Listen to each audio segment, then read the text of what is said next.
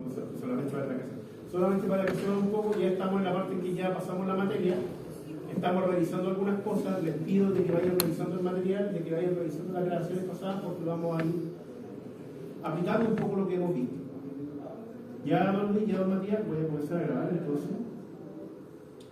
Buenas tardes, 20:40, 10 minutos atrasados aquí echando a andar el sistema. Estamos en electrónica de potencia y accionamiento. Comentaba acá de que ya habíamos terminado los contenidos. Y la clase pasada, que habíamos hecho, la clase pasada hicimos este bonito circuito. No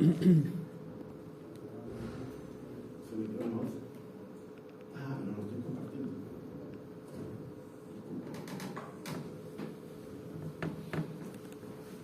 Hicimos este bonito circuito donde en la zona de acá lo que tenemos es la zona de modulación, ya esa es la parte que genera los pulsos de disparo. Los pulsos de disparo de nuevo son las señales, aquí son ciertos simuladas, pero deberían ser las señales eléctricas que generan de que los switches se entren en estado de corte o saturación, es decir, que funcionen como switches. De otra forma, si yo no comando los switches, estos se comportan en forma normalmente abierta. Ya, normalmente abierto, ¿por qué? Porque sin estímulo, el switch básicamente se queda como un semiconductor en estado de corte. Un poco para recordar lo que teníamos acá, a esta señal de acá, que voy a empezar a complementar un poco esto.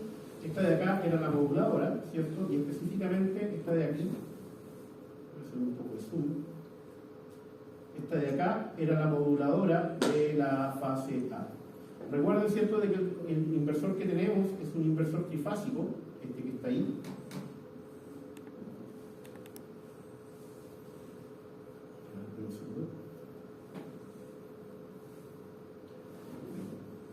Ese que está ahí es un inversor trifásico. ¿Y qué es lo que tenemos como inversor trifásico? Por acá una fuente de continua, y solamente por orden le voy a colocar que esto es BDC. Eso es BDC.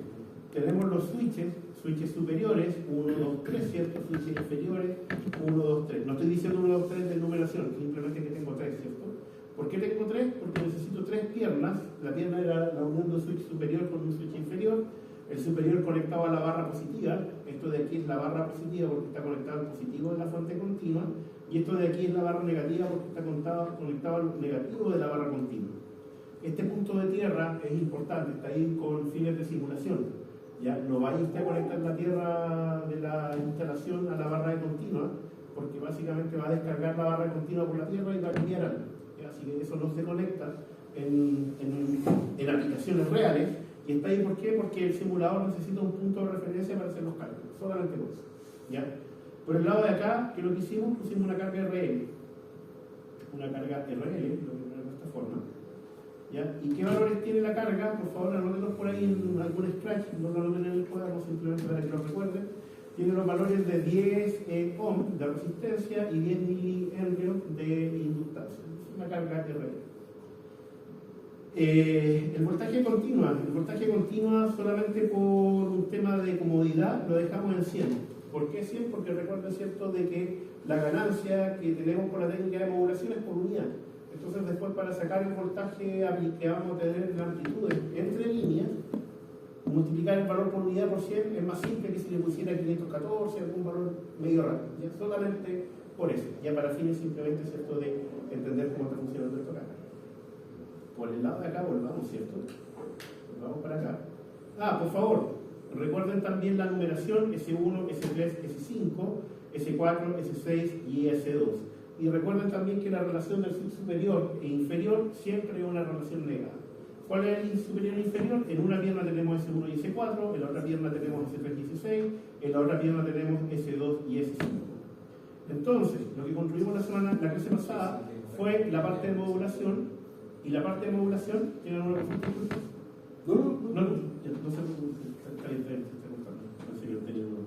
La parte de modulación, lo primero que hicimos fue escribir esta parte de acá, donde teníamos el switch 1 y el switch 4, y que tenían una relación negada, ¿ya? Porque uno es el superior y el otro es el inferior.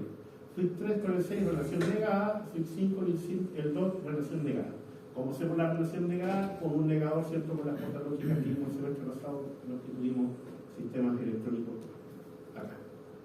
Aquí, volviendo, ¿cierto?, necesito 3 moduladoras. ¿Por qué 3 moduladoras? Porque necesito una moduladora para cada fase. Entonces aquí estoy poniendo MA, ahí arriba, y MA también comanda la pierna que yo había definido para la fase A.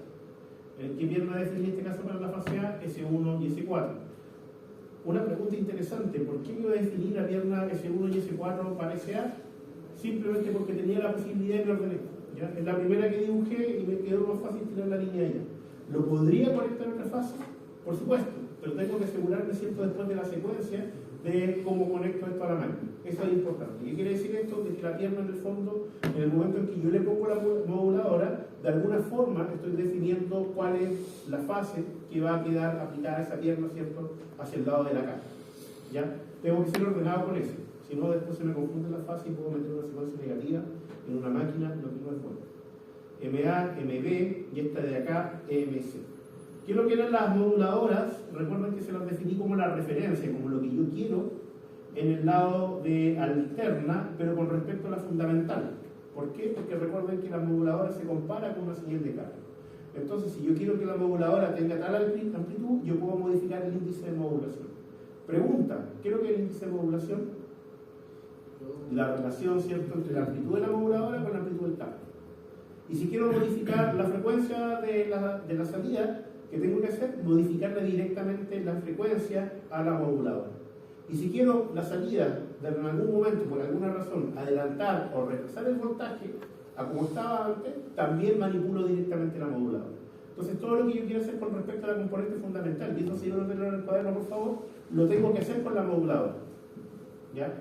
¿Por qué es importante esto? Porque después en el sistema de control, que es lo que va a ver la profe en el accionamiento, ustedes van a querer algo en la máquina y van a terminar manipulando el voltaje aplicado. ¿Cómo manipulan el voltaje aplicado desde el punto de vista de control? Ustedes lo que pueden modificar en el inversor es la moduladora. ¿Quieren más voltaje? Aumentan el índice de modulación. ¿Quieren menos voltaje? Disminuyen el índice de modulación. ¿Quieren cambiar la frecuencia? Cambien la frecuencia de la moduladora. ¿Y qué es lo que hacen con el carry? El carry les sirve a ustedes para posicionar los armónicos. Y al posicionar los armónicos, una vez que ustedes lo definen, los armónicos quedan fijos, ya quedan en alguna frecuencia determinada. Pero eso también les da tranquilidad, porque los armónicos no van a estar cambiando en el tiempo, si ustedes, por supuesto, están modulando bien. ¿Y por qué me refiero con modular bien? De que no se van a los índices de sobremodulación. ¿Qué es lo que era sobremodulación? Lo digo al tiro. Sobremodulación era cuando el índice de modulación pasaba en 1 por unidad. ¿Ya? En 1 por unidad. ¿Por qué? Porque básicamente pasaba la amplitud del carrier. ¿Y qué significa pasar la amplitud del carrier? Que el carrier va a dejar de intersectar en una zona la moduladora. Y por lo tanto hay switcheos que se van a perder. Cuénteme, por favor. No, la duda era mía cuando yo desplazo los armónicos, ¿ya? ¿lo hago con la señal del carrier con el carrier. o con el PWM? El PWM es el resultante de la comparación de la moduladora con el carrier. ¿Ya? Entonces, todo lo que obtiene es una señal PWM. Y esa PWM tiene características ciertas en frecuencia cuando uno saca el FFT con la fundamental y con los armónicos. Lo que usted quiere hacer en la fundamental lo hace con la moduladora. Si usted quiere los armónicos más allá o más acá, eso lo hace con el carrier con respecto a la moduladora. Porque recuerden que siempre vemos eso en por unidad en frecuencia. ¿Qué índice definía eso? El índice de frecuencia, ¿cierto? Que es la frecuencia de la moduladora dividido por la frecuencia de la fundamental. ¿Ya? Acá abajo, con esta señal de acá, tenemos el carrier. Lo primero que hicimos la semana pasada, el lunes, disculpen, fue poner el carrier y poner una moduladora. En este caso, el MA. Ya, voy a borrar este de aquí. ¿Se ve bien o no? Va a quedar un poco más grande.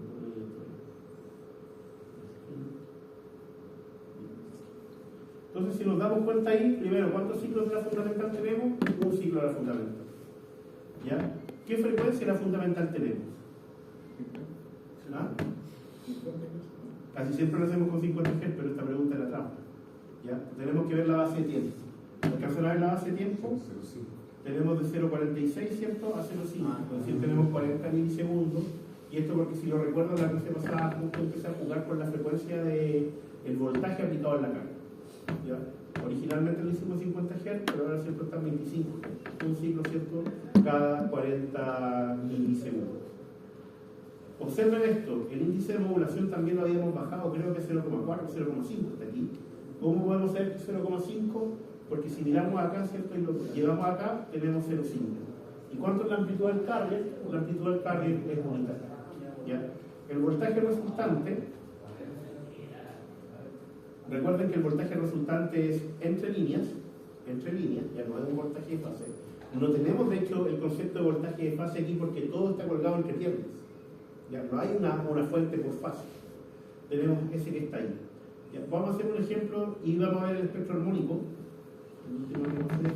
El espectro armónico dijimos, ¿cierto? Esta es la frecuencia del carrier, solamente para que lo vean, y esta es la frecuencia de donde están los armónicos. No nos interesa aquí dónde están, simplemente me interesa que vean de que aquí está el carrier, y si bajo aquí, al ladito del carrier, están los armónicos. Aquí no se ve muy bien, lo voy a poner lineal, de 0 hasta 2000. Ahí se ve un poco mejor, ¿ya? Porque claro, como está en escala logarítmica, se ve un poco más comprimido. Pero aquí está la frecuencia del carrier, la frecuencia del carrier la tenemos ahí. Acá están los armónicos dando vueltas. Tenemos uno y otro en torno al carrier. Y si yo pongo la frecuencia del carrier acá, estos armónicos se me van a mover hacia acá. Y si yo pongo la frecuencia del carrier acá, termino con esto, los armónicos se nos van a mover hacia acá. Cuéntenme. Una pregunta súper fácil con respecto al programa. ¿El eje de la X es el mismo en los dos gráficos, cierto? ¿El eje X? Sí. ¿Aquí y aquí? Sí. No. Este está de 0 a 1, y este está, porque son las señales para la modulación, y este de acá está de 0 hasta... el eje X, disculpa. El eje X. El eje X. Mi disculpa. Sí, el eje X es común para los dos. Ya, vale. Y cuando tenemos las señales del tiempo, también es común el eje X en el tiempo. Entonces, eso permite que uno pueda mirar arriba y abajo y por relacionar cosas. ¿Cuánto sería la frecuencia del carrier ahí? La frecuencia del carrier, el número no sale. la podemos sacar. Para tener una idea, máquina. Tenemos que meter esta acá. Y vamos a verlo aquí. Acá abajo, les muestro cómo se hace. Aquí.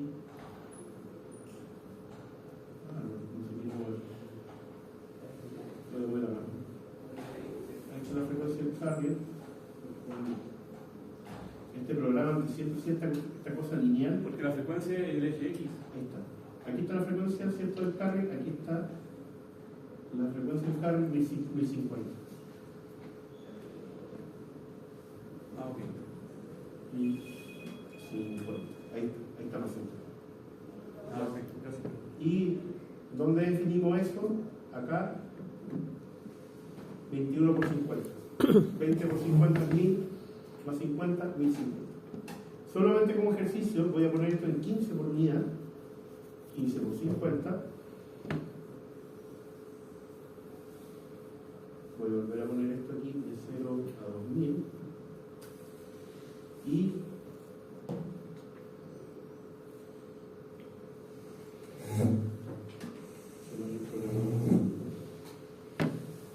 15 por 50 mientras configuro esto es 750. Entonces si pongo esto de aquí a 1000, aquí está el carrier, ahí está el carrier, 750, pongámoslo, 750, ahí está el carrier, y si se dan cuenta los armónicos quedan posicionados en torno al carrier. 750 significa cierta cantidad de conmutaciones, 21 cierta cantidad de conmutaciones.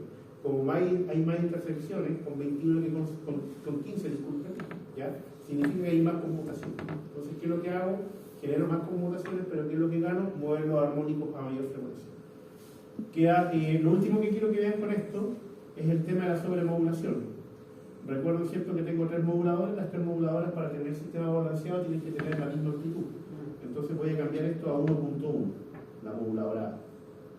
La moduladora B, por lo tanto, ¿qué es lo que tengo que hacer? También cambiarla a 1.1. Y la moduladora C, también cambiarla a 1.1. Voy a volver a los 50 Hz, que lo habíamos dejado en 25. Voy a dejar ahí en 25. Disculpen, en 50 Hz. Vamos a colocar esto en 50 Hz. Esto se puede hacer también con una fuente trifásica, pero es un poco más complicado porque yo lo coloqué. Y ahí está el 50. Entonces, si nos vamos al tiempo, ahora sí, ¿cierto? Por lo que decía su compañero antes me decía 50 Hz, ahí tenemos 50 Hz porque tenemos 40 milisegundos, y en esos 40 milisegundos tenemos un ciclo, 2 ciclos de la señal que me ciclos en 40 milisegundos, significa cada ciclo en 20 milisegundos, básicamente 40 dividido por 2, un ciclo en 20 milisegundos son 50 Hz. Entonces ahí tenemos una señal de 50 Hz. Observen ustedes de que puse la moduladora A, y voy a agregar las otras moduladoras al tiro, para ver que no haya metido la pata y alguno no lo haya modificado bien. Ahí están. Las tres moduladoras tienen la misma amplitud, siempre con sus desfases de 120 grados. Pero ¿qué está pasando? Que como la moduladora ahora tiene un índice de modulación mayor que 1, ¿por qué mayor que 1? Porque el carrier conserva una amplitud unitaria y la moduladora tiene una amplitud de 1,1. 1,1, que es la amplitud de la moduladora, dividido por 1, que es la amplitud del carrier, eso me da 1,1, lo cual, ¿cierto?, es mayor que 1. ¿Qué es lo que dijimos cuando es mayor que 1? Que estamos en la zona de sobremodulación. Y sobremodulación, que significa que pierdo pulsos en las comparaciones y que por lo tanto van a aparecer esos armónicos indeseados en la zona que antes era una zona muerta. Si observan aquí, aquí tengo un punto de comparación entre NA y el carrier, pero ese de ahí no se está comparando. ¿Se dan cuenta? No alcanza a interceptar el carrier. ¿Qué es lo que va a pasar en la FFT? En la FFT, que vamos a tener que ordenar de momento todavía. ¿Qué es lo que es la FFT? ¿Ah? ¿Qué es lo que es la FFT? La FFT es la transformada rápida de Fourier, son las componentes de Fourier, el espectro. Fast. ¿Ya? Vamos a la Fourier transform. Gracias. Entonces, si se dan cuenta, tengo mi carrier, ¿cierto? La habíamos dejado en 15 por unidad, en 750. Tengo los armónicos en torno al carrier, está este y este, pero ojo, está este que está acá. Y ese antes no estaba. ¿Y por qué apareció? Porque estoy perdiendo pulsos. ¿Qué armónico creen que puede ser este? Y miren, ese ahí también está. Chiquitito, pero está. ¿Qué armónico podría ser este? Tiene un número. Quinto, dice usted. ¿Ya? ¿Cuál es el quinto? El 250, ¿cierto? Ahí está, el quinto. Muy bien. ¿Y cuál es el que está acá abajo? El cero puede ser. 150, ahí está el tercero. ¿Se dan cuenta que empiezan a aparecer armónicos que no deberían estar? Solamente porque perdí la intersección del carrier con la moduladora. ¿Qué es lo que dijimos con respecto a la sobremodulación? Que no era deseado llegar a sobremodulación, pero que podía ser una estrategia dentro del control que cuando quisiera un poco más de potencia en un transiente, podría arriesgarme y llevar el motor y el inversor a la zona de sobremodulación, tener más voltaje porque tengo más ganancia en el lado cierto de alterna durante un transiente pequeño a costa de tener contaminación mayor en el motor y después volver a mi zona de modulación una vez que he llegado a esta estación. ¿Ya? Hay un esfuerzo, hay una complicación en la medida de que yo no lo mantenga en el tiempo, perfectamente lo podría hacer. En general sí, los de electrónica de potencia, cuando uno hace el paper, que lo que hace, pone limitadores al convertidor para que no se vaya a la zona de sobremodulación, porque pueden pasar cosas también indeseadas, sobre todo en dinámica y en otras aplicaciones. Entonces ahora, ahí hemos vuelto, ¿cierto?, a tener una modulación con índice de modulación unitario. ¿Por qué? Porque las amplitudes, ¿cierto?, de las moduladoras, la máxima que tengo, la amplitud, disculpen, es igual a la amplitud del cable. Ese es el patrón resultante y podemos ver el espectro.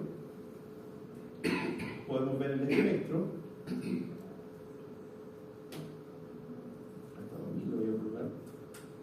Ahí está el espectro. Si se dan cuenta, ahora aparece un pequeño cachito acá abajo, más que nada por la cantidad de puntos que tengo, pero ya formalmente no está ni el quinto ni el tercero dando vuelta y tampoco el séptimo, que tampoco está acá.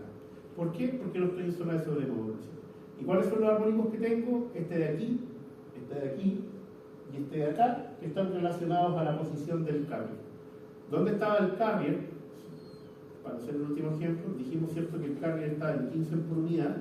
15 por unidad, le haría, dije, 750. Pensé que podía ser una multiplicación. Ahí está, ¿cierto?, en 750. Y ahí está el carrier. Y aquí en torno al lado están los dos armónicos relevantes por función del carrier. Y el último caso que vamos a hacer antes de hacer un ejercicio con esto es que voy a aumentar la frecuencia del carrier a 21 por unidad. Observen, aquí está el kilohertz, 21 por unidad nos va a quedar el carrier por aquí, y por lo tanto lo que estamos especulando, con lo que hemos visto, es que estos armónicos, ¿dónde van a quedar? Corridos a esta zona que está acá. ¿Ya? Entonces vamos a correr, no lo hemos corrido todavía. ¿Cómo transformo de kilohertz a por unidad? Dividido por la fundamental. Así no. La fundamental son 50. La que haya puesto usted, en este caso estamos con 50. Ahí Si usted está trabajando directo con la red, por ejemplo, un inversor para fotovoltaico, siempre va a ser 50. Porque la red no va a cambiar. Si está trabajando con un motor, con un variador de frecuencia, lo que usted le haya dicho al motor, ¿cierto?, que le va a poner. Entonces acá, ahí está, ¿cierto? Si se dan cuenta, los pulsos están más cortados. Y al sacar la serie de Fourier, perfecto, ponemos esto lineal. Ahí, y donde quedan los armónicos, donde les dije que hay que pasadito al kilohertz, y estos quedaron acá. ¿Ya? Entonces, con el cálculo, ustedes, ¿qué es lo que hacen finalmente? Definen únicamente dónde van a poner estos armónicos. ¿Ya? Pero también definen, ¿cierto?, para poner esos armónicos, cuánto más o cuánto menos va a computar el inversor. Aumentan la frecuencia del cargo, ¿cierto?, están en un valor, lo aumentan, los armónicos se desplazan a costa de mayores conmutaciones. Si ustedes lo disminuyen, los armónicos se mueven más cerca de la fundamental a costa de mayores conmutaciones. Ahora, el último punto que nos queda por ver, y esto lo vamos a hacer con cálculo, así que les voy a pedir una calculadora, etcétera, es de que finalmente se tiene que alimentar una carga. Y esta carga tiene estos valores, ya 10 y 100 miliamperes. Si se acuerdan, al tiro ardiendo, si se acuerdan, habíamos definido algunos índices de mérito para las corrientes cuando no eran sinusoidales. ¿Cuáles eran? El THD, ¿cierto? Y su valor RMS, cuando no son sinusoidales. Entonces yo les puedo preguntar, usted tiene una carga de 10 ohm y 10 miliamperes en serie, ¿cierto?, por cada fase experimental. Y este es el voltaje de lápiz. ¿Me puede determinar la corriente de la fundamental y el valor RMS considerando hasta algún armónico dado? Pensemos en este caso hasta el armónico 51. El armónico 51 está en los 2050. Pensemos hasta el armónico 51. ¿Podrían hacer ustedes eso? No lo veo con mucha cara. Partamos por eso. La respuesta es sí, podría hacerlo. ¿Ya? Sí se puede hacer. Y la siguiente pregunta es ¿cómo lo harían? Y la verdad la respuesta tiene que ver con, de nuevo, la serie de Fourier, y tiene que ver con lo que le había dicho, cómo es la impedancia, en este caso del circuito RL, a distintas frecuencias. Entonces yo necesito dos cosas para poder saber. Primero, cómo va a ser la impedancia del circuito RL a distintas frecuencias, y segundo, para poder determinar la corriente, cuánto es el voltaje que estoy aplicando en ese circuito RL a distintas frecuencias. Como son distintas frecuencias, por supuesto, cada frecuencia distinta a la otra, significa que cada componente en frecuencia de voltaje, ¿qué es lo que va a haber entre comillas? Distinta impedancia en la carga, a pesar de que son la misma resistencia, la misma inductancia. Como la inductancia cambia en función de la frecuencia, va a aumentar la impedancia a medida que yo aumento la frecuencia. Entonces, solamente para mostrárselo, esta es la corriente en la carga. Esta es más o menos la corriente que deberían ustedes esperar ver en un accionamiento. Ya, la que vimos el otro día, que era fea, no la deberían esperar. La primera pregunta, ¿les parece sinusoidal? Tiene cara de sinusoidal, pero por supuesto está como quebradita, ¿cierto? Más que tiene ruido, ¿cierto? Tiene como quiebres. ¿Ya? Lo que me gustaría que entiendan aquí es que primero que nada, en circuitos, cuando les dijeron cómo se cargaba un inductor, cómo es la función en el tiempo de cómo se carga un inductor. No quiero que me la digan de memoria la expresión matemática, quiero que tengan el feeling, ya, de pensar de que si que el inductor se carga, cómo será la corriente en el tiempo durante la carga. ¿Será así? ¿Será así? ¿Será una recta? ¿Será una cosa rara? Se los pregunto. Entonces yo abro aquí el PowerPoint para poder dibujar. ¿Ya? ¿Ah? Si recuerdan, la corriente de un inductor tiene una función exponencial. ¿Ya? Por lo tanto, ¿cierto? Si usted tiene lo típico que le dicen, usted tiene una fuente continua, ¿ya? Tiene un inductor, ese inductor tiene una corriente cero, el tiempo cero igual a cero, está descargado, ¿ya? Y usted toma esta fuente continua y cierra esto que está aquí. Entonces, el voltaje aplicado en el inductor es cero. Don Luis está rayando, no me raye, por favor, Don Luis. Es cero. Y de repente, este es el voltaje, ¿cierto?, de la fuente sobre el inductor. Ese es el voltaje. ¿Cómo es la corriente en el inductor? Definiendo, ¿cierto?, que la corriente en el inductor es ahorita. Cuando esto está cerrado, por supuesto, la corriente es cero. Dijimos, ¿cierto?, que el inductor está descargado. Pero una vez que yo cierro el switch, ¿cómo es la corriente? Será así, será así, será así, será así. ¿Lo recuerdan o no? Exponencial, ¿cierto?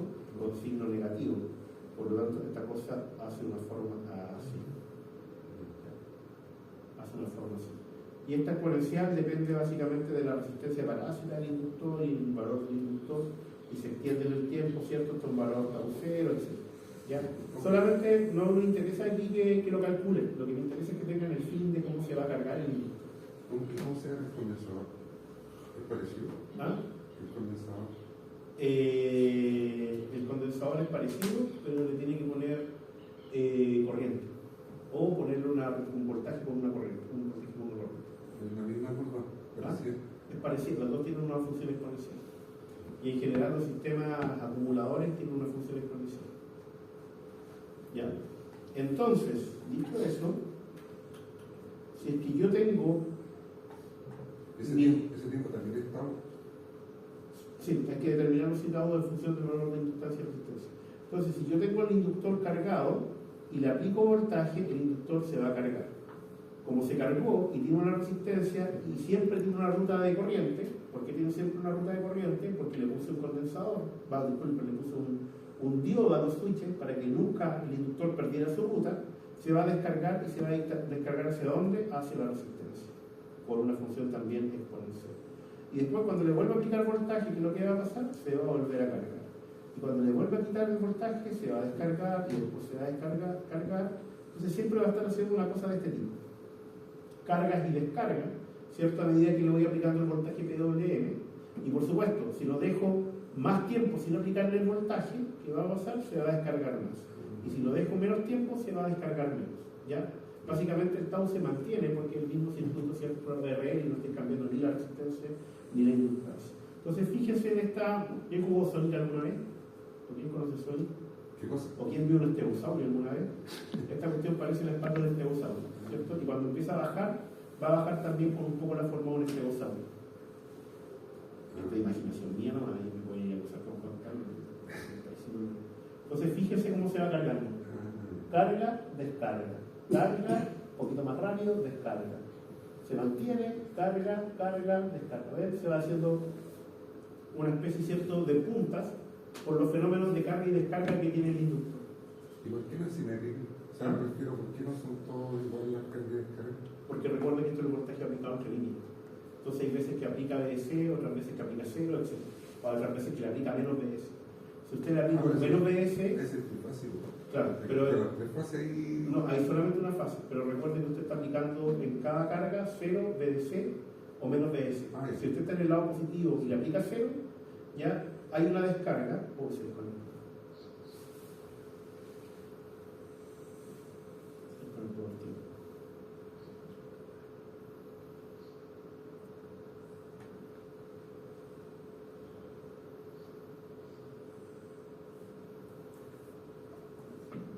Hola, disculpen, se desconectó por tiempo, ¿no? No estoy seguro.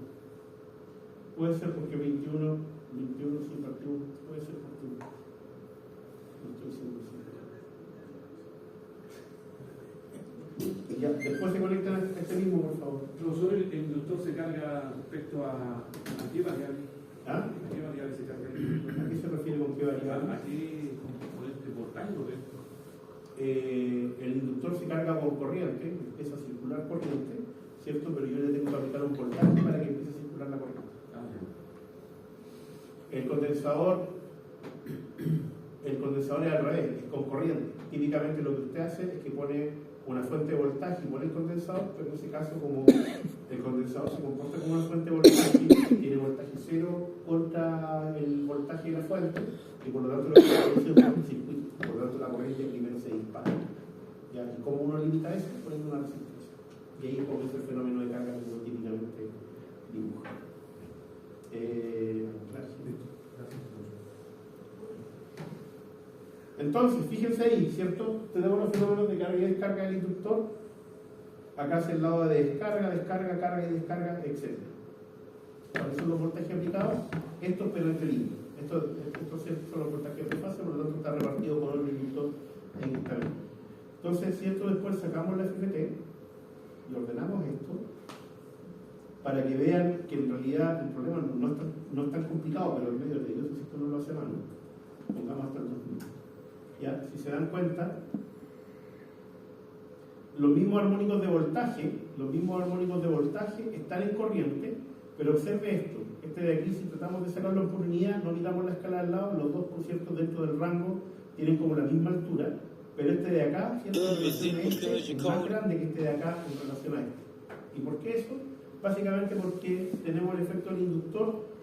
¿Cuál es el efecto del inductor? Que se opone a los cambios de corriente. Por lo tanto, ese armónico que está cambiando rápido, que es lo que va a hacer el inductor, va a decir tú, no me lo cambies tan rápido, voy a evitar el cambio. ¿Y de qué forma el inductor evita el cambio? Porque la impedancia del inductor, a medida que aumenta la impedancia del inductor, es 2pi por la frecuencia por el valor del inductor. ¿Ya? ¿Y qué significa eso? Que si yo tengo 50 Hz, SF va a ser 50, y si tengo 100, SF va a ser 100. ¿Qué significa? Que el mismo inductor para 50 Hz opone la mitad de la impedancia que opone para 100 Hz. ¿Ya? Entonces ahora tenemos que hacer los cálculos. Yo acá lo había partido y les voy a mostrar este programa. Y este programa no es necesario que ustedes lo sepan usar, sino que yo simplemente lo voy a usar de flojo. Porque si no, me tendría que parar a la pizarra, escribir, calcular y equivocarme y no me quiero meter. Lo primero que voy a hacer es definir dos variables. ¿Se ve bien? ¿Cómo se llama? ¿Ah? MATLAB. MATLAB. Lo primero que voy a hacer es que voy a definir dos variables. El valor de la resistencia y de la inductancia que tengo. ¿Ya? ¿Qué dijimos de la resistencia? Que iba a ser 10 ohms, la inductancia 10 miliamperes. 10 miliamperes, como lo escribo en amplio, 10 por 10 elevado a menos 3. Entonces ahí tengo el valor de la inductancia y tengo el valor de la resistencia. Voy a borrar un poco. ¿Cómo es la impedancia de un circuito RL? Esa es la impedancia de un circuito RL. ¿Ya? Z, la impedancia, es igual a la raíz de la parte real de mi circuito, que en este caso es la resistencia, más la parte compleja, que sería la inductancia. ¿Y cómo es la impedancia y la inductancia? Es 2pi por la frecuencia, ¿cierto? Por la inductancia, por el complejo, por J, ¿ya? Y eso al ponerlo al cuadrado, ¿cierto? Para sacar el módulo, el J desaparece y me queda simplemente 2pi por F por E. F voy a partir poniéndolo de 50 Hz. F es la frecuencia en Hz. Por lo tanto, y por eso digo que esto lo hago de flojo, esa es mi impedancia para 10 Hz, para 50 Hz. ¿Cuánto es? 10.48. ¿En qué unidad? En ohms. Y esto es lo que les decía. Si yo aumento esto, voy a poner acá al ladito al tiro, para que vean. Voy a poner XL, el impedancia del inductor, es 2 por. Voy a poner el complejo simplemente para que no me dé problema. ¿Cuánto es la impedancia? Para 50 Hz, la impedancia es 3.14. Y para 100 Hz debería ser 6.21. ¿Se dan cuenta? Y si esto lo aumento después a 1 kHz. ¿Por qué dice 11,81 después arriba saliendo para arriba? La impedancia Z, ¿no? Z es la impedancia del RL y XL es solo la impedancia del L. ¿Ya? La impedancia del L es 2pi por la frecuencia por el inductor. El inductor está aquí y aquí le estoy cambiando la frecuencia únicamente para ver los valores. ¿Ya? Si se da cuenta, la impedancia del inductor va aumentando por la frecuencia y Z también va aumentando. ¿Por qué? Porque si este se queda constante y este aumenta, la impedancia va a aumentar. Solamente por eso. Dígame.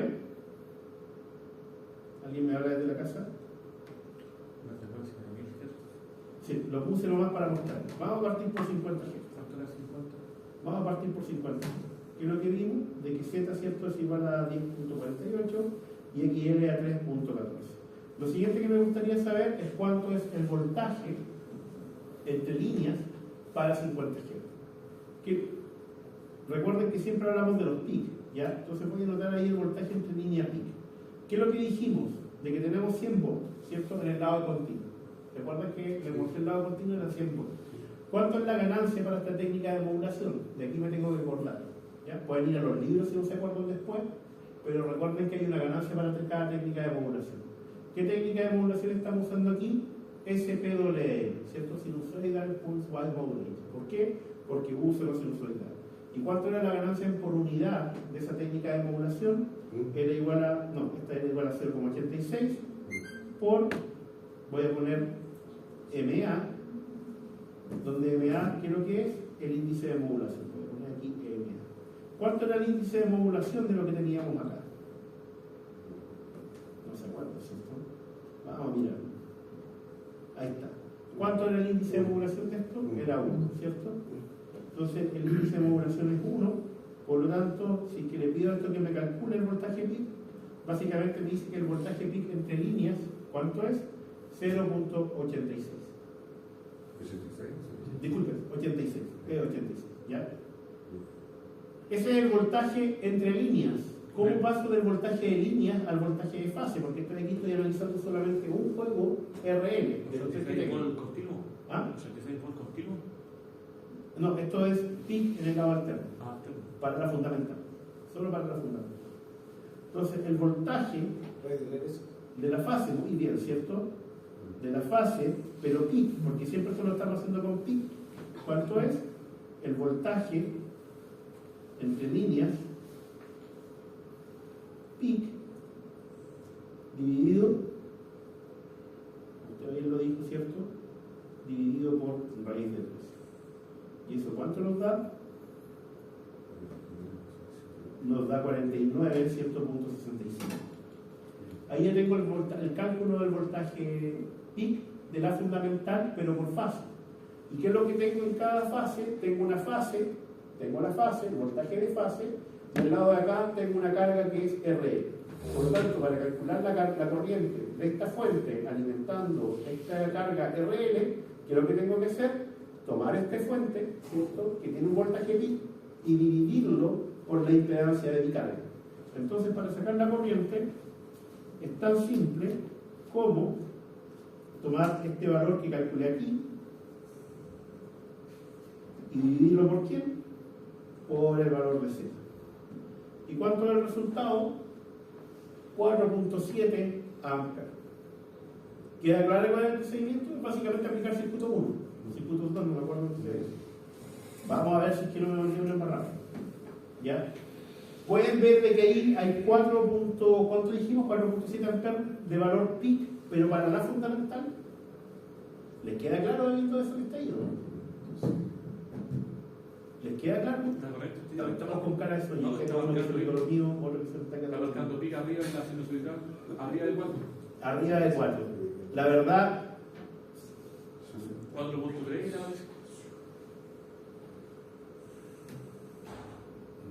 voy a volver a abrir esto.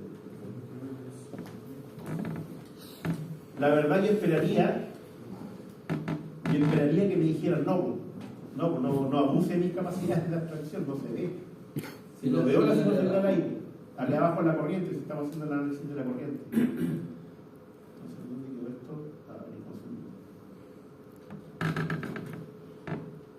No, pues.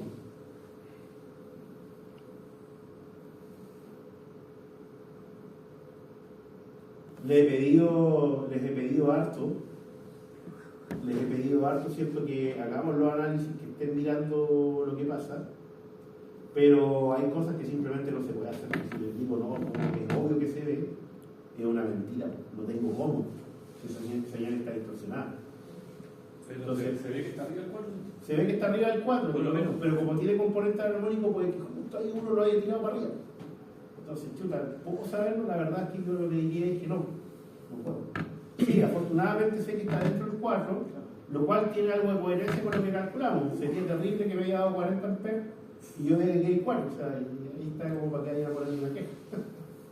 ¿Ya? Pero no, de esto, y esto es lo que quiero que entiendan, de esto, y con el osciloscópio, el analizador de calidad de suministro por sí solo, no lo pueden saber. Por lo tanto, ¿qué es lo que tienen que hacer? Y es porque esa es la importancia de la herramienta de la serie de Fourier. ¿Ya? Porque la serie de Fourier les permite romper esta señal en el tiempo y poner solamente las componentes de frecuencia.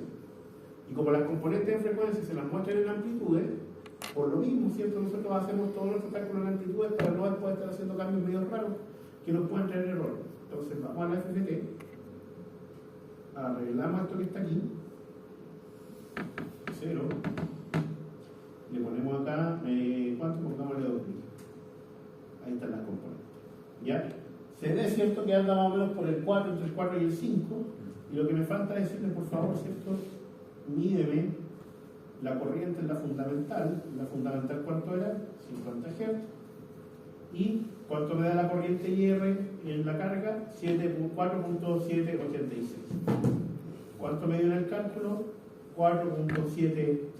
¿Por qué el error? Bueno, porque hay algunas cosas que me comí. Por ejemplo, aquí en realidad este de aquí es 686 de esa forma, y ahí se debería empezar a acercar hacia el valor que me dio. ¿Ya? Entonces, si se dan cuenta, es coherente el cálculo. Es bastante coherente el cálculo. ¿Dudas con esto? La siguiente pregunta. Este armónico de aquí, el que está aquí,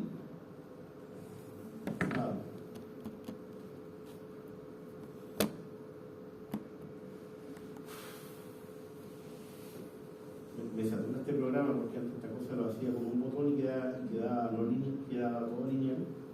Hay que estar apretando un montón de botones para poderlo ver. Ni siquiera es como que eso ya me da la respuesta. El primer armónico que vamos a ir a buscar, pero de nuevo.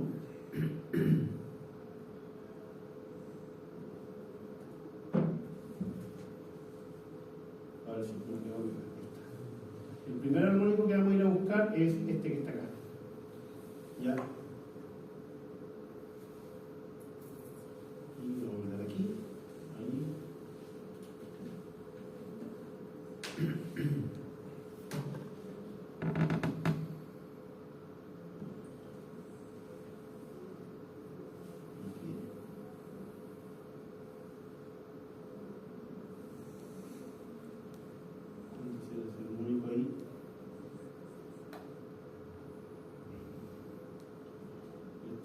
Debe estar en los 1950 aproximadamente. 1950. Ya observen cuánto es el voltaje entre líneas para el armónico que está en el 950. 27, 2,7, ¿cierto? Por 10 elevado a 1. 10 elevado a 1 es 10, ¿cierto? Por 2,7 son 27.1 volts. ¿Cuánto es la corriente? 2,6, disculpen, 0,26. ¿Por qué? Porque aquí tenemos un 10 elevado a menos 1. Entonces, ¿cómo calculamos eso? Primero el armónico. ¿Cuánto era el armónico? 9,50. ¿Ya? 9,50. ¿Cuál es el valor peak que encontramos ahí?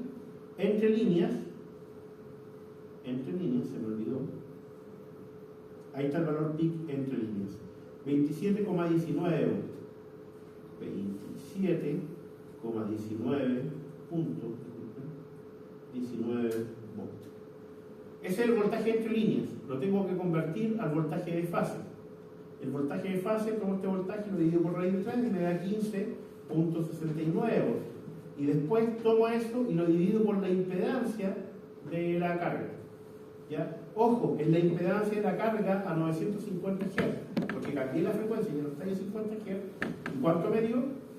0,259. Entonces voy a quedar 0,259. Ahí tengo ese. En lo reciente dijimos que eran 86 volts en la fundamental. Y la frecuencia de los 50 Hz solamente van a tener los valores 4.7 amperes.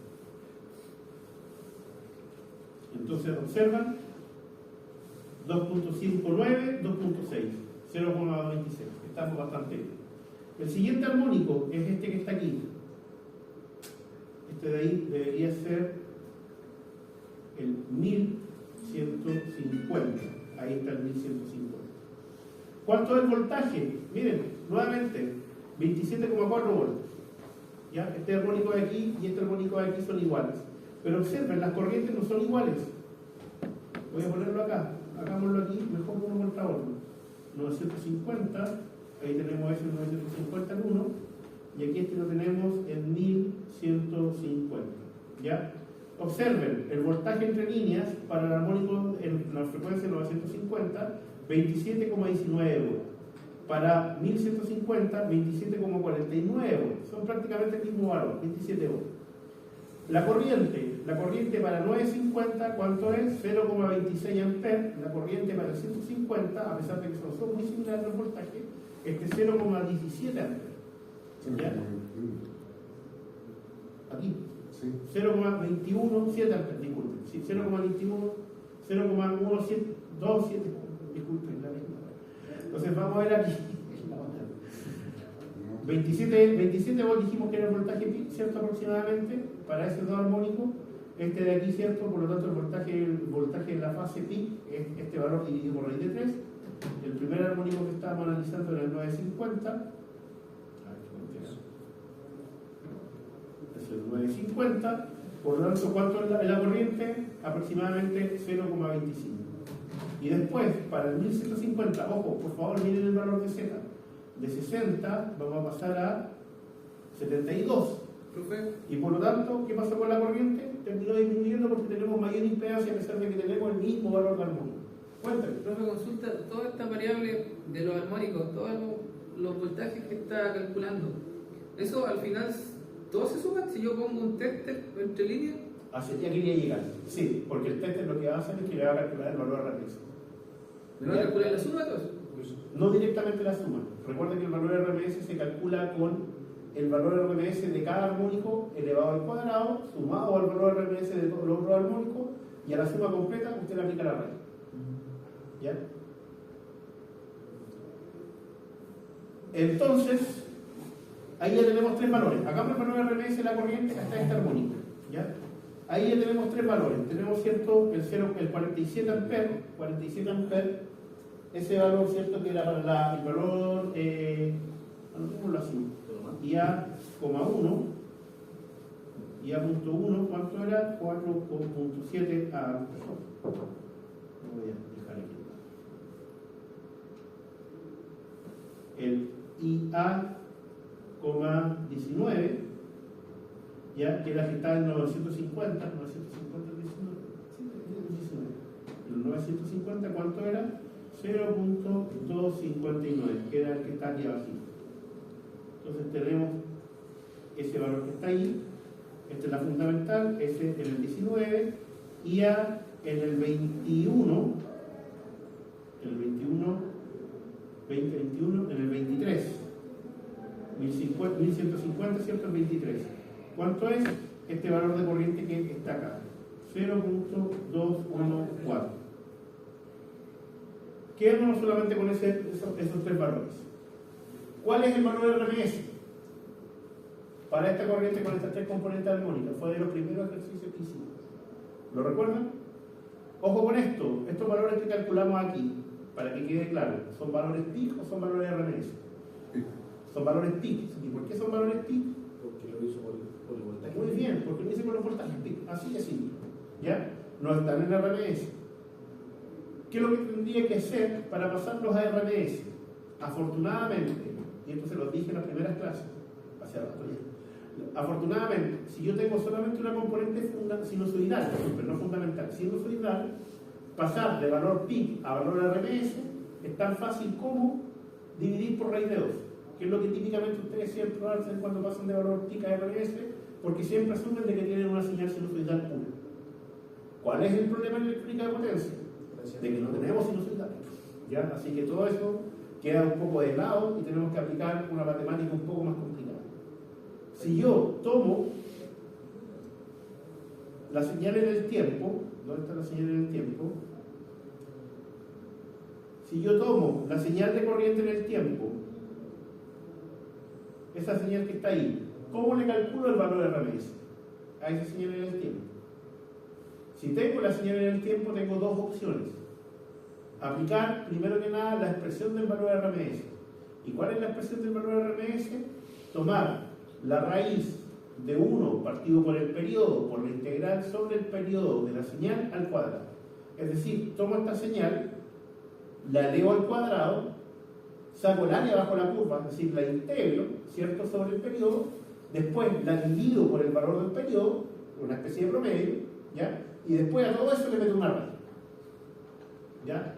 Lo puedo hacer, computacionalmente lo puedo hacer, porque los sistemas que lo que hacen, muestrea, va sacando suma y hacen el cálculo. ¿Ya? La otra forma, que también es válida, no es directamente en el tiempo, es rompo el tiempo, porque finalmente la serie Fourier lo que hace es que rompe el tiempo y que lo que me presenta la señal, pero iba a decir descomponía los chavos, descompuesta en frecuencia. ¿Ya? Y como está descompuesta en frecuencia, yo puedo sacar el valor de RMS sumando cada una de las componentes de RMS al cuadrado y después la suma aplicándole la raíz. Entonces, ¿qué es lo que les recomiendo? Si usted no es capaz de hacer la integral, y yo personalmente no soy capaz de hacer la integral de lo que está allá, tome los valores que le da la serie de Fourier, la FFT, los eleva al cuadrado, le saca el valor de RMS a cada componente, lo eleva al cuadrado, lo suma y después de aplicar la raíz. Hagamos el ejercicio con los que están acá. Entonces, tengo 3 componentes y con estos 3 componentes voy a sacar el valor de RMS. Solamente con esos 3 componentes, no porque sea correcto, sino que lo voy a declarar como flojera, ¿ya? Porque debería sacar más componentes. Entonces, ¿cómo es el valor de corriente A en RMS? Y esto es lo bonito de este programa, que les puedo escribir la expresión e inmediatamente sacar el cálculo. ¿Qué es lo que dijimos? Dijimos de que era la raíz, acá la raíz, por favor. Era la raíz. ¿La raíz de qué? La raíz del valor RMS de cada una de las señales, ¿cierto? ¿Cómo saco el valor RMS de IA sub 1? IA.sub 1, ¿ya? Como es la amplitud de una señal sinusoidal, sacar la amplitud del valor RMS de esa señal sinusoidal es tomar la amplitud y dividirlo por raíz de 2. Entonces lo que tengo escrito ahí hasta ahora es solamente el valor RMS, olviden la raíz por favor, es solamente el valor RMS de I sub A1. Porque I sub A1, ¿cierto?, es el valor pi, y el valor pi lo divido por raíz de 2 y tengo el valor de RMS. Como estoy sacando el valor RMS de todo, lo tengo que elevar al cuadrado. Entonces lo elevo al cuadrado e inmediatamente, ¿qué es lo que hago? Le sumo el valor RMS de IA sub 19. Entonces pongo IA sub 19, la componente 19 de IA, ¿cierto? Como es la amplitud de esa componente sinusoidal, lo divido por raíz de 2, ¿ya? Y ahí, en este paréntesis, en este momento, está el valor RMS de IA 19. Como lo estoy sumando con el otro bajo la raíz, le tengo que aplicar la raíz. Y ahí está. ¿Y qué me falta? Sumar el otro término que también tengo que sumar. ¿Cómo es la expresión? Anótenla por favor, no se me puede olvidar. IA, en este caso 23, que es el que calculé, lo divido por raíz de 2 y lo elevo al cuadrado. ¿Ya? Básicamente eso es. Y si tuviera más armónicos, que lo que hago, tomo la amplitud, la divido por raíz de 2 y a todo eso lo elevo al cuadrado y lo meto de nuevo bajo la raíz. Y voy poniendo suma en función de todos los armónicos que tengo. Y esto, gracias a este programita, ¿cierto?, lo puedo calcular fácilmente. Y ese es el valor entonces de la corriente RMS. ¿Ya? Cuando no es sinusoidal. Claro, no es sinusoidal porque tiene componente armónico. En este caso solamente por flojera, dije, insisto en la flojera, tomé solamente 3 componentes, la fundamental y 2 armónicos que estaban dando vuelta. ¿Podría hacer el ejercicio de meter más armónicos? Sí, pero como se nos acaba el tiempo y quiero mostrarles estas cosas, prefiero no seguir. ¿Ya? ¿Les queda claro? Sí. Súper. Y lo último que podrías... con el valor RMS ya puedo calcular la potencia aparente. ¿Por qué? Porque tengo el voltaje pi de fase. ¿cierto? De la fundamental, de la fundamental al menos, ¿cierto? Más las otras componentes, podría también sacar el valor RMS, voltaje RMS de fase, corriente RMS de fase, las multiplican, potencia variable. Sería 100 dividido por ahí de 2. Por la corriente. Tendría que meter los armónicos, entonces es un poco más complicado. Ok. ¿Ya? Quedémonos con esto por ahora y el otro lo seguimos el lunes. Un poco más completo, lo voy a tener más desarrollado ya con los valores. Lo que me interesaría ahora es ver el THD. ¿Por qué me interesaría ver el THD? Básicamente el THD, ¿cierto?, me dice qué tan distorsionada está la corriente. ¿Cómo se define el THD? En palabras simples, es el valor RMS de todas las componentes que me generan distorsión dividido por el valor RMS, ¿cierto?, de la componente fundamental. Entonces, el THD de IA, ¿cómo lo defino? Lo defino como el valor RMS de todas las componentes que me generan distorsión. Como aquí ya saqué un valor RMS, ¿cierto? Lo puedo directamente colocar ahí. Lo voy a mover ahí para que quede más arriba. Denme un segundo. Es que no traje el mouse. Sería 3,3 dividido por 50. Denme un segundo. No es 3,3 dividido por 50, porque recuerden que la componente fundamental y los 50 son los hercios. Entonces, esto de aquí, que está ahí, es el valor RMS de la corriente. Pero yo quiero solamente el valor RMS de la parte distorsionada. ¿Cuál es la parte distorsionada? Aquellas componentes que no son la fundamental. Entonces, en esta aquí, ¿qué me sobra? La fundamental, porque la fundamental no es parte distorsionada. Así que la borro de ahí. ¿Y qué es lo que me queda? La suma de los valores RMS al cuadrado de los armónicos. ¿Ya? Y metido bajo una raíz. Y abajo, ¿qué es lo que meto? La fundamental. Meto el valor RMS de la fundamental. Está distorsionada igual. No está distorsionada porque es la fundamental. La corriente está distorsionada y la fundamental es una parte de esa corriente distorsionada. ¿Ya? Y esa es la expresión del THD para este caso. Los valores RMS de los armónicos, ¿cierto? Que como lo obtengo, cada armónico, de todo saco el valor RMS, lo elevo al cuadrado, lo sumo a los otros valores RMS al cuadrado de los armónicos y al resultante le aplico una raíz. Le pongo una raíz encima, que es básicamente lo que está aquí. ¿Y por qué lo divido? Por el valor RMS de la fundamental. Algunas veces, y en algunos libros ustedes lo van a encontrar de esta forma. ¿La raíz se saca solamente la parte de arriba? ¿O es a toda la...? En algunos casos, a eso iba, en algunos casos, y creo que en el apunte también se lo dije así, ¿ya? Usted puede meter esa parte ahí, y como metió todo dentro de la raíz, la parte de abajo, ¿cierto?, la tiene que también asegurarse que no va a salir de la raíz. Entonces queda escrito de esa forma. Que a mi juicio es menos elegante. Solamente eso, porque usted puede aplicar la raíz del denominador y que lo que va a quedar es el valor de RMS en la fundamental, como está escrito antes. ¿Ya? Y esto, por supuesto, lo calculamos. ¿Y cuánto nos dio? 0.71 en por unidad. 0.071 en por unidad, ¿cierto? Y si eso lo multiplico por 100, si lo multiplico por 100,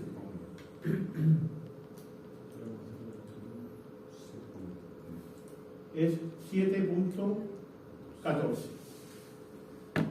Ese es el THD. ¿Cuál sería un límite como crítico del THD? No hay un límite crítico salvo que alguien se lo especifique. Al distribuidor, por ejemplo, no le gusta el THD y se lo puede gustar. Hay un estándar que el ITIC lee que dice que con respecto a la corriente de cortocircuito en el PCC, es decir, cuando usted tiene la cometida, la máxima distorsión que usted puede soportar es un 5%. ¿Ya? Este estaría fuera si la corriente de cortocircuito fuera eso, pero como la corriente de cortocircuito va a ser mucho mayor, probablemente esto quede en decimal. ¿Ya? Es como, por ejemplo, cuánta distorsión le genera en su casa tener el refrigerador que es una carga lineal, porque es un motorcito, y que usted ponga el cargador, lo que prenda la tele, que son cargas no lineales, porque es electrónica potencia. Generan tan poca potencia en comparación con el refrigerador que prácticamente no parece en ese punto. ¿Ya? En mi trabajo, en el tablero principal, hay un analizador. ¿Ya? Muestra toda esta variable y sale el THD, porque siempre tuve la duda de cuál es el límite como crítico porque me marca 1 punto y algo. Ya. Entonces, según lo que me comenta, Claro, eso es bastante aceptable, 1 punto y algo. Ahora, el último ejercicio que quiero que veamos, los 10 minutos que quedan. Disculpe, ¿y qué equipo es que es eso? ¿Es un analizador? Cualquier carrier can... Conteste, Sí, por no, favor. no. Conteste, por favor. No, que no. soy usted muy. es un analizador de calidad de suministro. Sí. La próxima semana quiero llevarlo a mostrar esta población. Ese Tenemos tiene igual está seteado para que en caso pase cierto parámetro mande la nada. el analizador usted lo puede setear para que tenga una salida hacia relé, pero en general está ahí para informar, está como sapo aquí. ¿Ya? Ahora, quiero que terminemos con este ejercicio para que entiendan el efecto de tener el carrier. Aquí el carrier lo usamos con un 21 por unidad, ¿ya? ¿A dónde estábamos? En los 1050. Pero ahora lo vamos a hacer en un 15 por unidad, es decir, en vez de que estemos acá sobre el kilohertz, lo vamos a mover al 750. No parece mucho. Vean lo que pasa, solamente en el tiempo. Solamente en el tiempo. La corriente se ve más agresiva, ¿cierto? Se ve con más piquetes, por decirlo. ¿Ya? No sé si usted tiene esa sensación. A mí me da esa sensación. Y si saco el FFT, por supuesto, ¿ya? No hemos cambiado la carga, los armónicos no van a cambiar de amplitud de voltaje, porque simplemente se desplazaron de 0 a 2000. Ahí está, este armónico que está aquí, voy a colocarlo aquí, este es aquí en los 650, y el de aquel ladito está en los 850, ahí está. Fíjense en los voltajes en línea, 27-27, son los mismos voltajes que teníamos antes, ¿ya? Lo único que pasó cuando yo cambié el carrier es que antes estaba en una frecuencia mayor y ahora están en una frecuencia menor, ¿ya? No pasa nada con el voltaje, no van a cambiar las amplitudes. Yo no he cambiado el valor de la resistencia en mi instancia, sigue siendo 10 ohms y es invierno. Pero miren los valores de las corrientes. De 0.25 aumentamos a 0.37, de 0.1, de 0.21 aumentamos a 2.9. Ustedes dirán aumentó bastante poco, sí, pero vamos a ver el efecto que tiene el THD. A 0.29. A 0.29, sí. Entonces acá, ¿qué vamos a hacer? Vamos a repetir esto de ejercicio de acá, recuérdense el valor. Esto de aquí no ha cambiado, ahora tenemos el 6.50, esto de acá, ¿ya?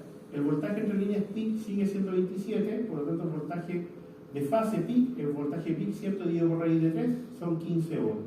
La corriente, para 650, ¿cuántos son? 0,37. ¿Cuánto nos dio acá? 0,37. Súper bien. ¿Ya? Y lo vamos a anotar aquí, por supuesto. Vamos a dejar esto un poquito más arriba. Y este de aquí, ahora, ¿cuánto es? 0,37. Y este de aquí, por supuesto, ya no es el 19, es el 15 menos 2.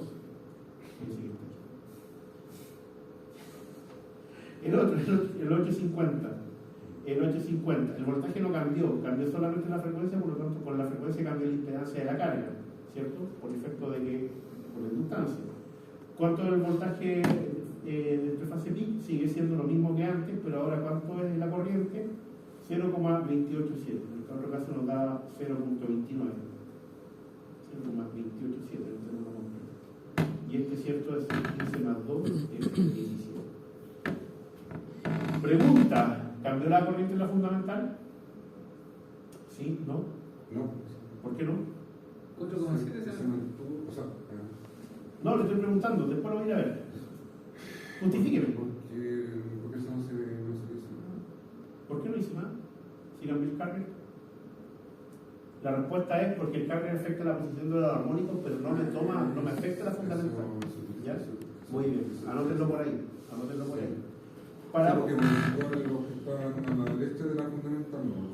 Claro, pero con el carrier. Eso es importante que lo recuerden. Lo hice con el carrier.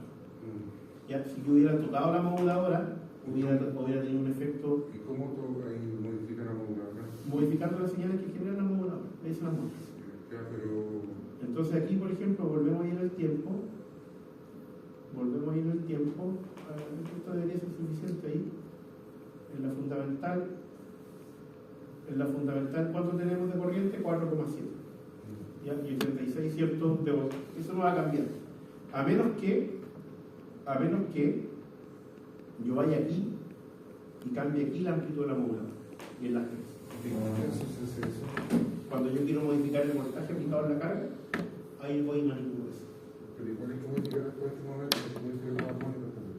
No, porque eso queda en función del carry. La moduladora afecta solamente la fundamental. Y los armónicos son culpa del carry. Trate de acordarse de esa forma. ¿Cómo era?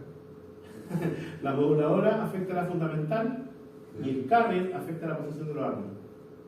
Y la técnica completa afecta la cantidad y dónde están. ¿Ya? Específico. Entonces ahora, si se da cuenta, no cambió esto. Sigue siendo la misma 4,7. 4,7, 4,7 la fundamental. ¿Todos de acuerdo? Todos de acuerdo. Volvemos a calcular ahora la corriente RMS. Esta era la corriente RMS, ¿cierto? Para el caso del carrier en 1050. Y ahora la corriente RMS para este otro caso, ¿cierto? Como cambiaron los armónicos, este de aquí es el 13, que va de ahí arriba, y este de aquí es el 17. ¿Cambió la corriente RMS? Muy poquito, pero cambió. Solamente por efecto de la posición de los armónicos.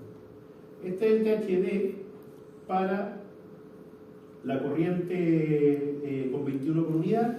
Este es el THD para la corriente con el carrier en 17 por unidad. ¿Cuáles teníamos? El 13 y el 17, ¿cierto? La fundamental no ha cambiado. ¿Cuánto es el THD? Esto se me corrió. ¿Cuánto es el THD? Subió de 7 a 9%. Únicamente porque cambié la frecuencia del carrier. ¿Y por qué? Porque con la frecuencia del carrier desplacé los armónicos más abajo. Pero ¿qué efecto tiene eso en la corriente? Como a menor frecuencia la impedancia no es tan grande, como en la alta frecuencia, los armónicos de corriente terminaron creciendo. Usted me dirá, pero crecieron una miseria, no sé si me dirá profesor, con otro relativo, crecieron una miseria porque básicamente ¿cierto? Crecieron en 0,1 amperes. Pero ese 0,1 amperes fue suficiente para dispararle un THD de un 2%. ¿Ya? Fue suficiente para tirarle arriba el THD del 2%. La última pregunta, que no la alcanzamos a hacer ahora, es qué pasaría, simplemente especulativa, y aquí me voy a responder viendo esto, ¿qué pasaría si yo ahora el carry lo tiro en 27 por unidad? 27 por unidad. ¿Y cuánto estaba antes? ¿Ah? ¿Cuánto En estaba 15. Entonces voy a poner de nuevo los armónicos, y me van a tener que disculpar esta parte para que entiendan nomás cómo afecta esto. Ya, si tengo el 27, voy a tener el 27 menos 2, que es el 25, y el 27 más 2, que es el 29. Y me queda saber cuáles son esos valores. ¿Ya? Para 27, la frecuencia, ¿cierto?, es 25 por 50, para el 25 por unidad. El voltaje peak para ese armónico no va a cambiar, simplemente se va a desplazar. La impedancia. ¿Por qué le puso 25 por 50? Porque ahí no va a quedar el primer armónico que tenga que calcular. Se encuentra a continuación. Si yo pongo un 27 por unidad, si yo desplazo el carrier, hagámoslo mejor. Tengan paciencia. Carrier, lo voy a cambiar acá, 27 por unidad. Eso significa 27 por 50. ¿Dónde quedan los armónicos? 27 más menos 2. 27 menos 2, 25 y 29. 29. Entonces, ahí está, primero que nada, se dan cuenta que la corriente ya disminuyó esos piquitos que tenía. Y si pongo aquí la FFT de 0, y ahora le voy a poner a 3000. Entre mayor sea el carrier, más se alejan los armónicos. Más se van a alejar los armónicos de la fundamental. Aquí quedó el carrier, aquí quedan los armónicos, aquí quedan los armónicos. Pero me parece que la ganancia bajaba ahí, ¿no? ¿Ah? Cuando uno... No, con el carrier no. Con la frecuencia del carrier no. Con la moduladora. Entonces, quedamos en 25 por 50. ¿Cuánto es la corriente peak para 25 por 5? Para 25 por unidad, 0,19.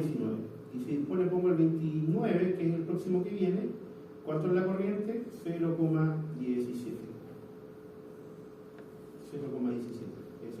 ¿Y el voltaje pico no va a modificar? No, porque simplemente se desplaza en frecuencia. Está modificando. Solamente modifico la posición con el cable. Entonces aquí voy a volver a sacar la corriente a RMS. Ahora, para este nodo que estoy sacando acá, ¿cierto? ¿Y cuáles dijimos que era esto? El 25 y el 29. ¿Cuánto es la corriente RMS? 3,32. Un poquito más baja que la que está aquí y un poquito más baja que la que está ahí. Con respecto a los armónicos, saquemos el THD. Tengo que volver a hacer este cálculo, ¿cierto? Pero ahora con los otros valores que tenía. Ahora ese aquí no me gusta nada. ¿Cierto? Que eran el 25 y el 29. ¿Y cuánto me da de THD? 5.5%. ¿Ya? Misma resistencia, misma inductancia, moviendo los armónicos más arriba. Como ahora la inductancia es más cotota, más se opone al cambio de corriente, los armónicos disminuyen. La fundamental nunca la cambié, porque eso no cambió de ninguna forma. ¿Y qué es lo que pasa con el THD? Disminuyó un 2%. La pregunta es ¿a costa de qué? Porque no es tan mágico. A costa de tener más conmutaciones en los switches. Y más conmutaciones en los switches, más disipación de calor. Más disipación de calor, más allá que tenga un tema de eficiencia, por favor, acuérdense de esto, más allá que tenga un tema de eficiencia en las válvulas, ya que por supuesto hay parte de importancia, es un problema de disipación de calor. Usted aumenta de 21 a 27, ¿y cuánto más o menos va a aumentar? Va a disminuir la eficiencia por aumento de esto? 0,5%, lo cual es despreciable. Pero ese aumento de ficheo puede hacer de que pasar de un disipador pase un disipador más grande o tenga que pasar el mismo disipador pero con convección forzada. Y esa eficiencia además entonces implica de que va a tener que pagar un ventilador y estar alimentando el ventilador para meter aire y sacar el calor del convertidor. ¿Por qué? Porque las conmutaciones les van a generar esas pérdidas. ¿Ya? Entonces hay un trade-off ahí, una especie de negociación en el fondo. ¿Ya?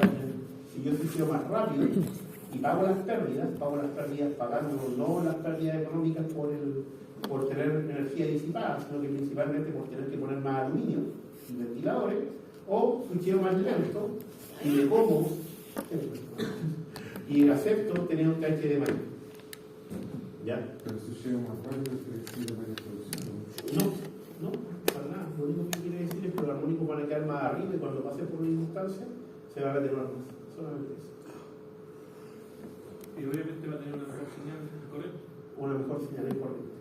Ahora, menos distorsionada. Ahora, para motores, el motor básicamente te dice cuánta distorsión aumenta, requiere, porque el motor, ¿cierto? ¿Dónde se va a calentar? Se va a calentar en la bobina, se va a calentar en el hierro, etc. En todas esas partes se va a calentar. Y los motores tienen un sistema de disipación afortunado. Ya por lo tanto aguantan. ¿Ya? Si usted conecta el inversor directamente a la red, por ejemplo en un sistema domiciliario, ahí aparece la legislación. Oye, usted no me puede meter tanta distorsión. No puede aceptar tanta distorsión.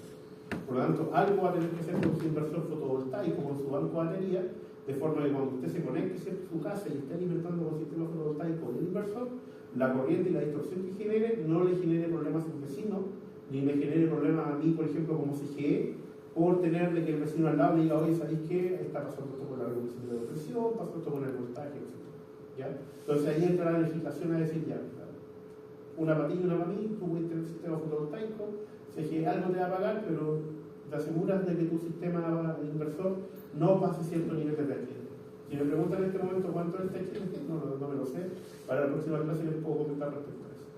No es parte del curso tampoco, afortunadamente para mí, para sacármela ahí, ya, pero es interesante que ustedes entiendan de que, a pesar de que el curso de accionamiento, ¿cierto? Bueno, explica potencia y accionamiento, la aplicación que están teniendo hoy en día y cada vez más fuerte los inversores en la aplicación de energía renovable y cómo eso está percolando hacia las casas, hacia la industria, etcétera, los va a obligar, así les digo, los va a obligar a que en algún momento de su vida alguien les diga a aquel inversor, la cuestión se echa a perder, o mirarlo, no se puede hacer algo, pueden pillar ahí un poco más de negocio, que tengan más confianza en ustedes. Más no les pasa. ¿Ya? Todos los motores es tecnología madura, insisto, es tecnología de los 80. Yo nací en los 80 y ya lo siento dijo. Los inversores también es tecnología más o menos madura, pero ya viene desde fines de los 90 y en Chile tomó fuerza a mediados del 2005 en adelante y ya en 2012. Si lo recuerdan, por ahí por Bachelet 2, la gran hazaña que tenía era la inyección de potencia fotovoltaica, que no fue gracias a ella específicamente, sí, pero por el tema de la ley corta por el carbón y el corte de cambio los argentinos por ahí del 2006. Vean ahí un poco de la casa. ¿Hay alguna pregunta? ¿Hay alguien desde la casa? ¿Don Matías, don Luis? no, quedamos hasta acá porque ya es tarde, hay que tomar micro. Nos vemos el día lunes. El día lunes se libera la tarea, así Así que que el PHD está generando mucho PHD en una casa por ejemplo, todo bajo los PHD. Si estoy afectando a no, lo que pasa es que simplemente no te van a dejar conectar el inversor. Para tú poder conectar un equipo tiene que estar validado por la SEC y la SEC lo que valida es básicamente que todos los impuestos se cumplen. ¿Ya? Tú conectas un inversor y queda la embarrada y tu vecino dice, oye, que está quedando la embarrada y van a tener que averiguar. Tarde o temprano van a llegar a que tú hiciste una conexión no autorizada al instalar un equipo de este tipo que no está autorizado para funcionar en tu red y van a decir, perfecto, toda la compañía. O debería ser algo de ese tipo. Pero eso es en el caso de que uno después. Quedamos hasta aquí con